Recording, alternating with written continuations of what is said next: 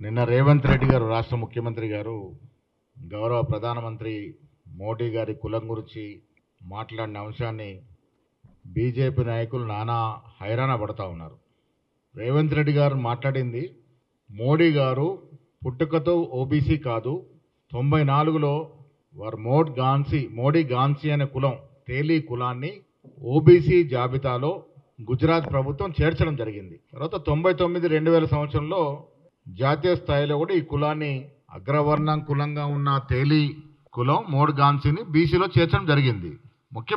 ముఖ్యమంత్రి గారు అన్నది కూడా మోడీ గారు పుట్టుకతో బీసీ కాదు, లీగలీ బీసీగా 94లో కన్వర్ట్ అయినారు. ఇదే విషయాన్ని బీజేపీ ఎంపీలు కూడా అంగీకరిస్తూ ఉన్నారు. అది అరవింద్ కానీ కిషన్ రెడ్డి కానీ వారు కూడా చెప్తుంది మోడీ గారి యొక్క కులాన్ని 94లో ఓబీసీలో చేర్చినారని. ఇవాళ మోడీ గారు పుట్టుకతో బీసీ కాదు, లీగల్లీ కన్వర్ట్ అయినటువంటి బీసీ. దాని కారణంగానే ఓబీసీ ముసుగేసుకున్నటువంటి మోడీ గారు ఈ దేశంలో బీసీల కోసం చేసింది ఏమీ లేదు. కేవలం ఓబీసీ ముసుగేసుకొని 11 ఏళ్ల పాటు నేను బీసీని అని చెప్తూనే బీసీలకు మాత్రం చేసింది ఏమీ లేదు. మేము ఈ రాష్ట్రంలో రాహుల్ గాంధీ గారి ఆశయానికి అనుగుణంగా కులగణన చేపడమే కాకుండా అధికారికంగా శాస్త్రీయబద్ధంగా కులగణన చేపట్టి ఈ రాష్ట్ర జనాభాలో ఏ కులం ఎంత మేరకు ఉందో తేల్చి చెప్పిన ఘనత కాంగ్రెస్ పార్టీది, కాంగ్రెస్ ప్రభుత్వానిది.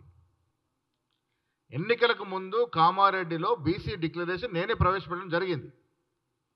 దానికి అనుగుణంగానే మేము ఇచ్చిన మాట ప్రకారం కులగణన చేసి ఈ రాష్ట్రంలో బీసీలు మైనార్టీ కలుపుకొని 56% పైన ఉన్నారని అధికారిక డాక్యుమెంట్ ఇవ్వడం జరిగింది. ఇది స్వాతంత్ర భారతదేశ చరిత్రలో మొట్టమొదటిసారిగా జరిగినటువంటి సంఘటన. ఇది ఏ రాష్ట్రం కూడా సాహసం చేయలేకపోయినటువంటి అంశాన్ని అధికారంలో ఉన్న కాంగ్రెస్ పార్టీ తెలంగాణలో కులగణన చేపట్టి ఎస్సీల యొక్క పాపులేషన్ శాతం, ఎస్టీల పాపులేషన్ శాతంతో పాటు అన్ని కులాల యొక్క పాపులేషన్ పర్సంటేజ్ని బయటపెట్టడం జరిగింది. ఇది దేశ చరిత్రలో కొత్త అధ్యాయం, చరిత్రలో లిఖించగినటువంటి అంశం. ఎన్నో ఏళ్లుగా ఎదురుస్తున్నటువంటి బీసీ సామాజిక వర్గాలకి గొప్ప అవకాశాన్ని ఈ రాష్ట్రంలో ముఖ్యమంత్రి రేవంత్ రెడ్డి గారు కాంగ్రెస్ ప్రభుత్వం ఇవ్వడం జరిగింది. రేవంత్ రెడ్డి గారు అన్న మాటల్ని నానా హైరాణ గురై దాన్ని రకరకాలుగా మాట్లాడుతూ ఒక పెద్ద అంశంగా మార్చే ప్రయత్నం బీజేపీ నాయకులు చేస్తూ ఉన్నారు. బండి సంజయ్ గారు ఏదేదో మాట్లాడుతూ ఉన్నారు. సంజయ్ గారు మీరు పుట్టుకతో ఓబీసీ, తెలంగాణ రాష్ట్రంలో ఓబీసీల కూటమిలో పుట్టినారు. నేను మిమ్మల్ని మీ ద్వారా ప్రధానమంత్రి గారిని అడుగుతా ఉన్నాను, బీజేపీ కేంద్రంలో ఉన్నటువంటి ప్రభుత్వం ఓబీసీల కోసం ఈ 11 ఏళ్ళుగా ఏం కార్యక్రమాలు చేసింది? ఏ రకంగా ఓబీసీని ఆదుకున్నారు? మీరు ఎలాంటి సంక్షేమ పథకాలు ఇచ్చినారు? విద్యాపరంగా ఉద్యోగపరంగా ఎలాంటి అవకాశాలు ఇచ్చినారు? ఇవన్నీ లెక్కలు చెప్పాల్సిన అవసరం ఉంది. ఇవాళ మీరు చేయరు, చేసేవారిని చేయనియరు.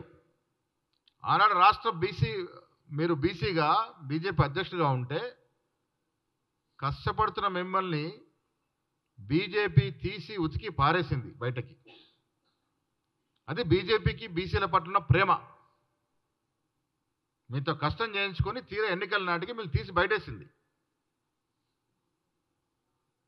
అది బీజేపీకి బీసీల పట్ల చిత్తశుద్ధి. ఇవాళ నేను మీ ద్వారా మిమ్మల్ని కూడా అడుగుతా ఉన్నాను, ఓబీసీ బిడ్డగా మీరున్నారు, కేంద్రంలో ప్రభుత్వం ఉంది, రేపు సెన్సస్ జరగబోతా ఉంది. నిజంగా మీరు ఇన్ని మాటలు మాట్లాడుతున్న మీరు బీసీల పట్ల మీకెంతైనా చిత్తశుద్ధి ప్రేమ ఉంటే జరగబోయే సెన్సస్లో కులాన్ని చేర్చండి. తద్వారా ఈ దేశంలో బీసీలో మన సంఖ్య ఎంతో తేల్చాల్సిందిగా మిమ్మల్ని మీ ద్వారా ప్రధానమంత్రి గారిని కోరుతా ఉన్నాను.